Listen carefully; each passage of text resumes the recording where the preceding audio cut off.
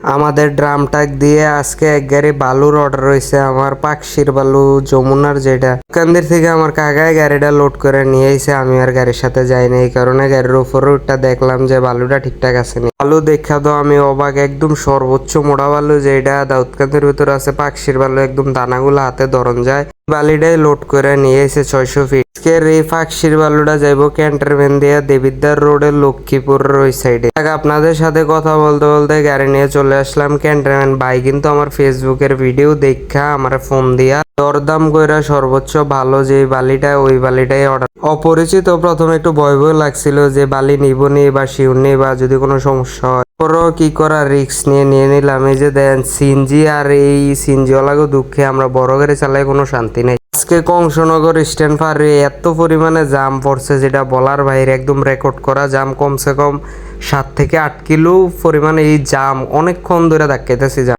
Unload পয়েন্টে চলে আসছি। যে পার্টি ফোন দিছিল বা যে পার্টির মাল নিয়ে আসছি, হ্যাঁ নিজে রাস্তায় দাঁড়ায় থেকে তারপরে গাড়ি সিগন্যাল দিয়ে দিগাই না ঢুকাইলো। তারপরে জায়গা দেখাইলো যে এই জায়গায় ফালান, তারপরে গাড়িটা সুন্দর করে ব্যাগে লাগে যতটুক জায়গা দেখাইছিল ততটুক জায়গার ভিতরে বালিটা ফালাইলাম।